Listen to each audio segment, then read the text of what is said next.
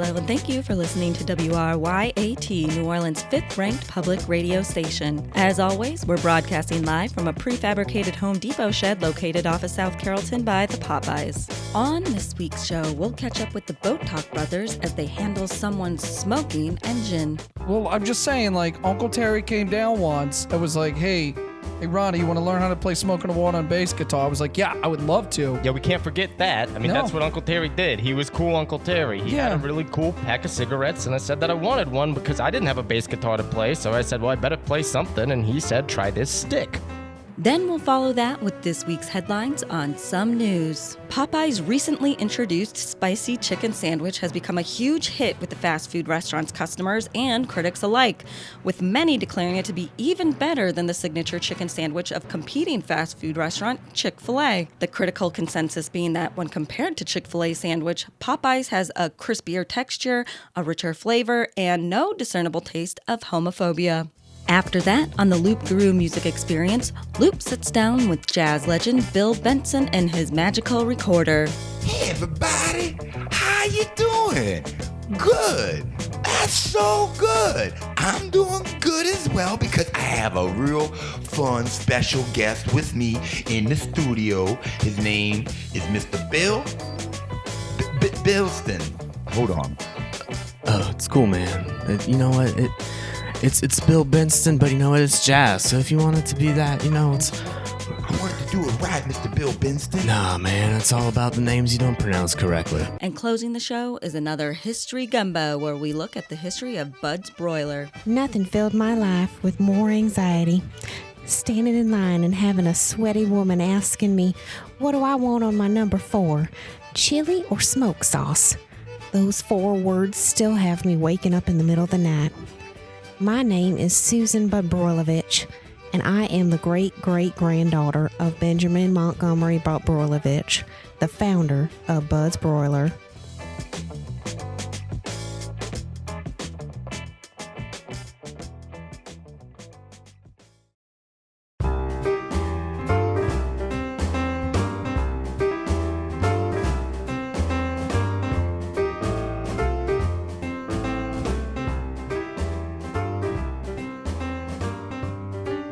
All right, listeners, thanks for tuning in to another exciting edition of Boat Talk. I'm Ronnie.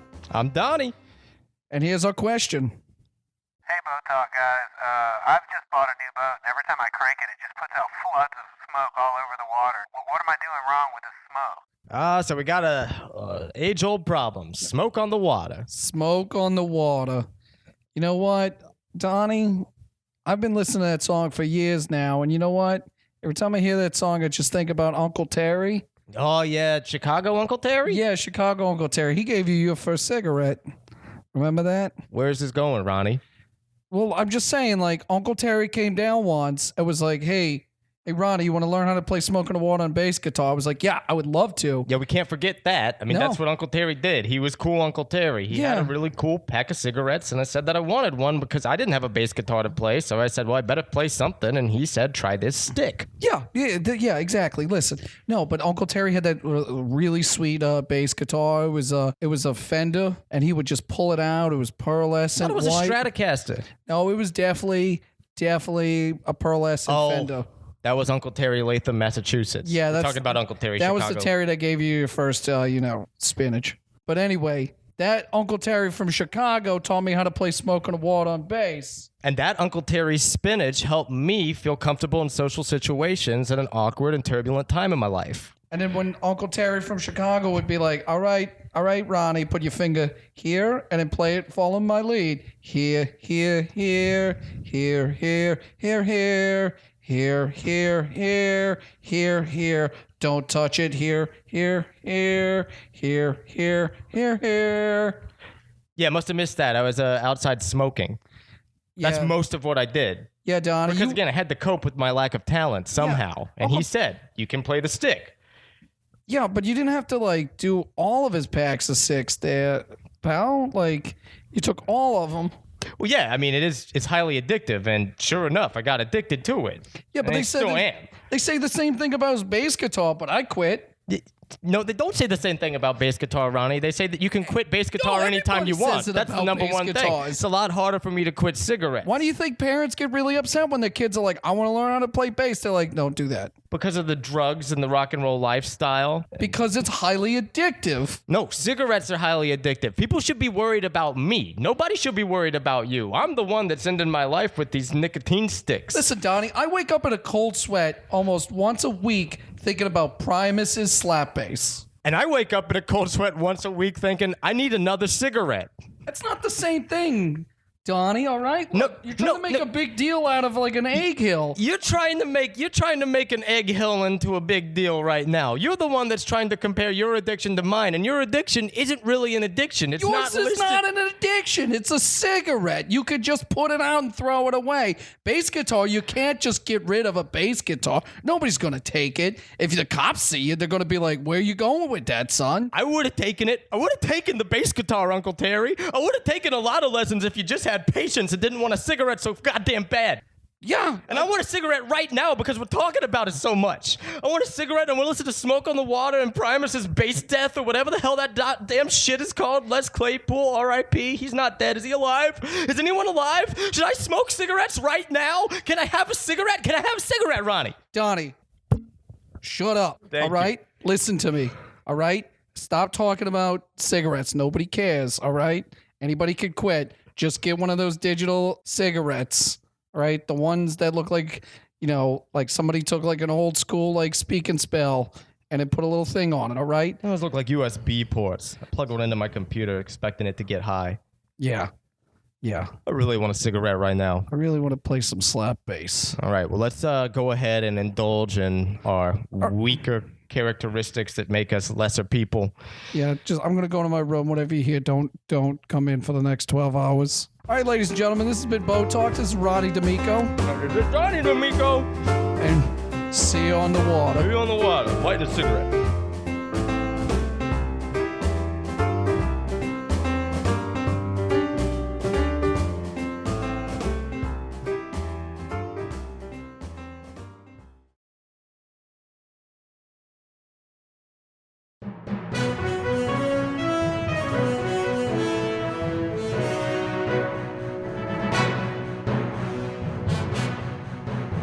Hello, and this is Some News.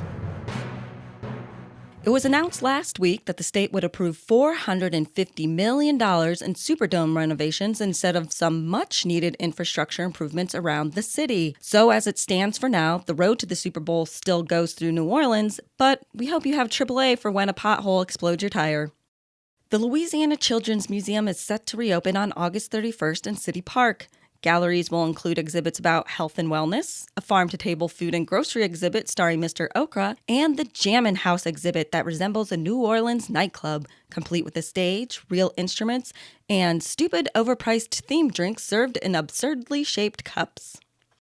The New Orleans East Planning Commission last week said it would work to limit the amount of dollar stores set to open in their surrounding area. The commission said that due to gentrification, the stores would now have to offer a line of pickled products and artisanal cheeses and call themselves $5 Chucks to be approved. Local public health officials have found in a recent study that the state of Louisiana is worse for you than smoking a pack of cigarettes a day.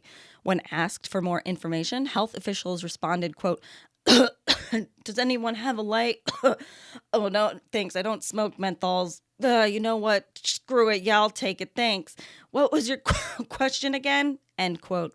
Upon hearing the news and more emboldened than ever in their life decision, the state's smokers coughed a collective sigh of relief and blood.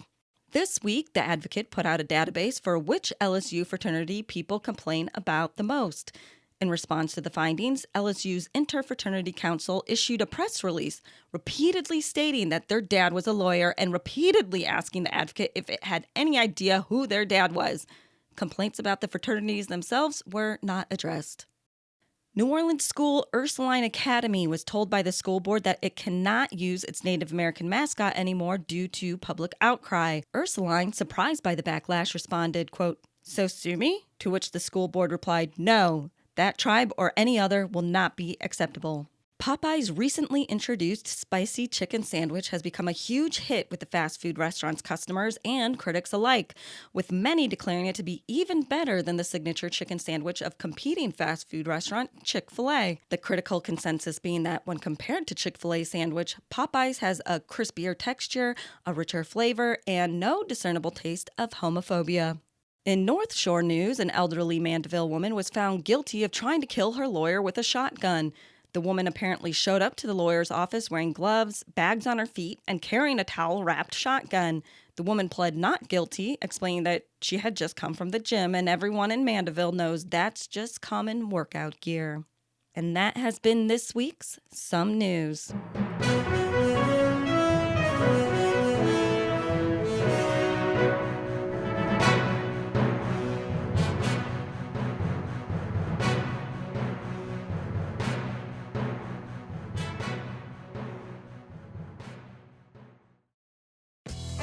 Hey everybody, it's Friday, and before you go and run around with the bulls this weekend, we gonna have a night of fun music going on around the city. It's gonna start off around 5 p.m. At 5 p.m. you can see Nice Assist, I'm Petty, and Fall In Moats. They playing at Bachelor's Paddington's. 7 p.m. What you gonna go see? Probably gonna go see Brain Slosh. They playing right before Pizza Dog vs. Taco Cat. And they are gonna open up for Big Oil Cocktail at Pasta. 9 p.m. Martin McGraw in the Bead Brigade. They playing right before Pants P-Raid. You're in trouble. It's a double name, I guess. And who else is playing? Tuesday Makes Me Look at Tap Out Tina's. That seems to be a fun show. It's gonna be a fundraiser for musicians because they don't make money. 10 p.m. The incomparable Danny Tuna, baptized on the Bayou Grandpas and Yats in the Cradle. They gonna be playing at Mid-City Dock Your Boat Lakes. 11 p.m. It's the last show of the night, so let's make it a spooky, scary one.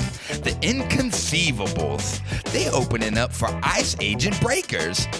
And then it seems that I can't believe this, but one of my favorite underground bands have come back. They're a joke band. They are so wonderful. 2001, have you had some fun? Eat a bowl of shit, bitch.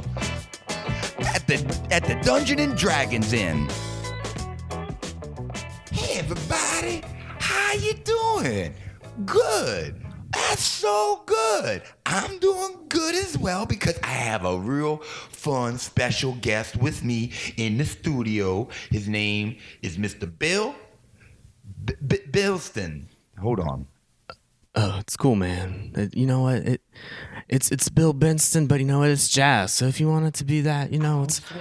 I wanted to do it right, Mr. Bill Binston. Nah, man, it's all about the names you don't pronounce correctly. Thank you so much. I'm a little starstruck right now because you are an incredible musician in this city. I am. I'm probably one of the best. If you make the Mount Rushmore, it's probably Big Frida and me, just us two. Yeah. Absolutely. Yeah. I mean, why pick anyone else? Because the thing is, most people don't know this, but if it wasn't for you in the songs that you've played, recorded, and even inspired other people to make by sampling those songs to make bounce records and the hip hop records. Love bounce. You are a true amazing musician. I am, and thank you. It's very kind. I know as jazz musicians are known for being humble, but I'm not. I see myself as one of the best to ever live. It's Charlie Bird Parker, and it's Big Frida, and it's me. That's my Mount Rushmore. We're up a little bit, Absolutely. But it's jazz. Why put anyone else on besides those three? Exactly. Exactly. But when you said that, it made me think about one of your first breakout hits. I'm not a sculpture, I'm a mountain man. Oh, yeah, that's a good one. Should I play that for y'all right now? Oh, if you could just play a little bit or at least go into your the part right before the solo. That's good. I got my band right here. So, all right, y'all ready, boys? 1, 2, 3. I'm not a sculpture. I'm a mountain man. Baby, I'm not a sculpture. But satisfy you I can. 'Cause you know I got a face made out of rocks. Yeah. And you know I got some matching socks, yeah. Down to New Orleans.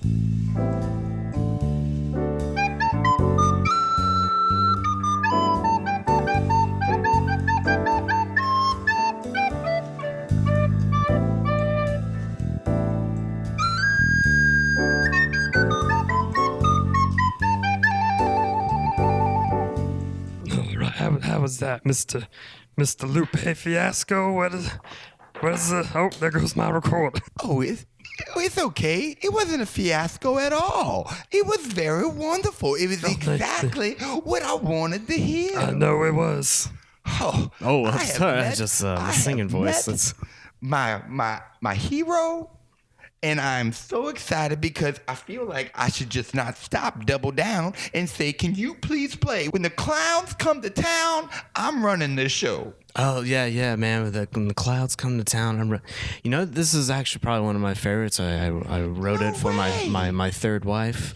It was my mom's favorite. Yeah, that was my third wife. Oh, no, you're messing with me. Yeah, maybe. I hope. All right, boys, y'all ready? Yeah, when the clowns come to town. When the clouds come to town, I'm ready to go.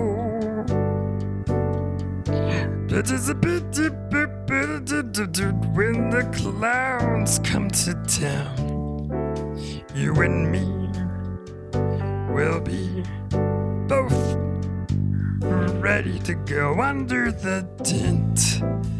That's where we met. It was a beautiful circus event down in New Orleans.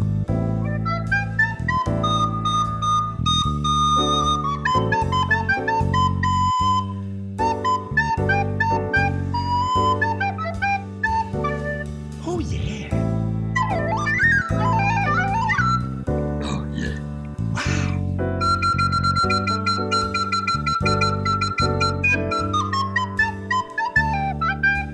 Jazz. Oh, that was so good. Thank you. Yeah, I know.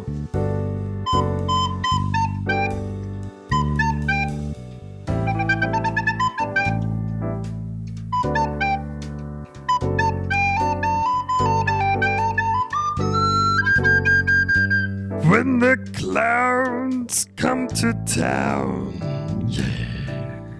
That is just so good. You know. I know. It was intense. It was real inspiring. Thank you. I'm just so excited that people, one, got to see you, hear you. Thank you. Experience you. And this has been Mr. Loupe Guru. And I just wanted to say, Mr. Bill Binston, got your name right this time. That's right. Way down That New Orleans. in the New Orleans. That's right. You the cat's pajamas, my man. Okay. Yeah. Well, I'm going to give them back. And everybody have a good weekend. Run with them bulls or not. Or not. It's about the bulls you don't run with. Oh, that's a good point.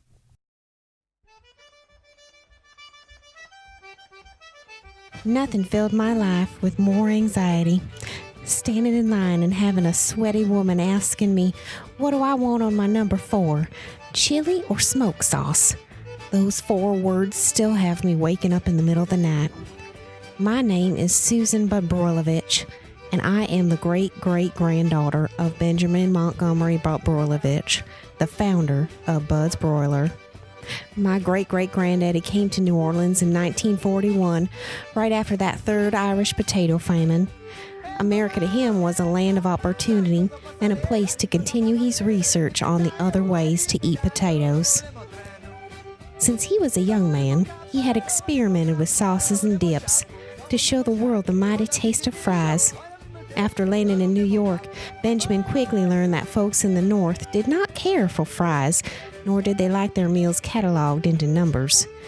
New Yorkers would yell at him, telling him to stop adding cheese to fries, and that the only topping for them was a bitter malt vinegar that they swore was all the flavoring food needed.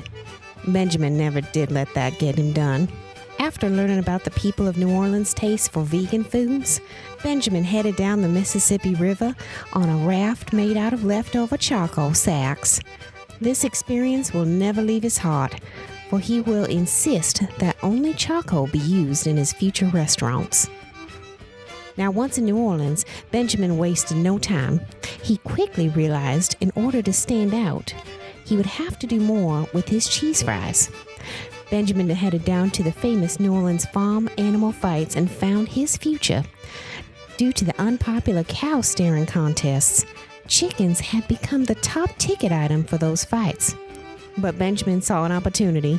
He quickly made a deal to buy the unused cow meat from Reginald Domingo Nunez, the boat baron of Chalmette.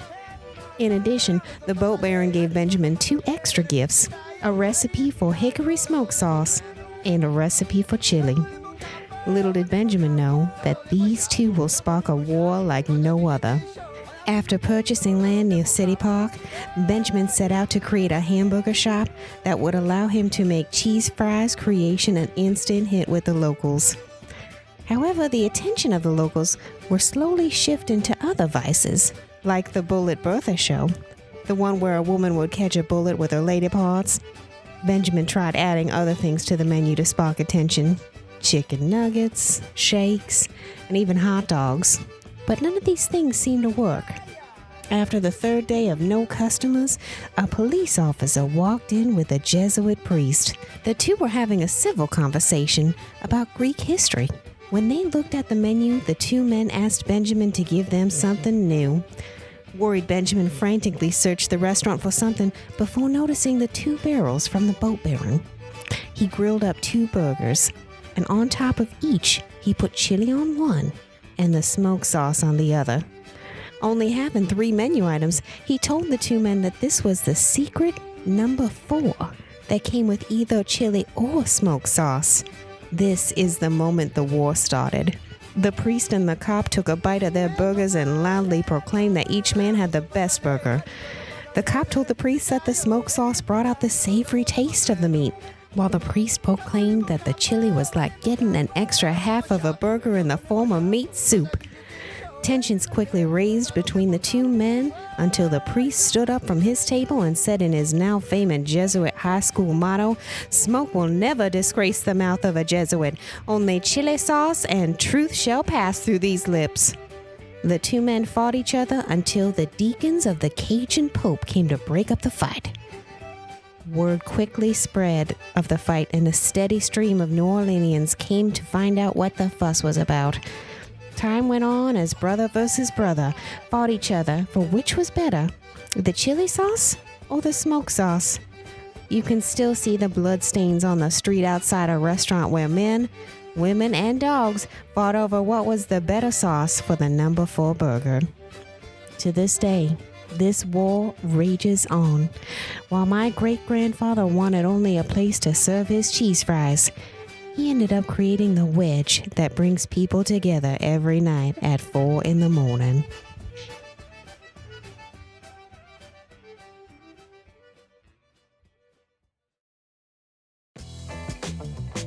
This is WRYAT New Orleans Guerrilla Radio. Thanks for listening, and we'll see you next time.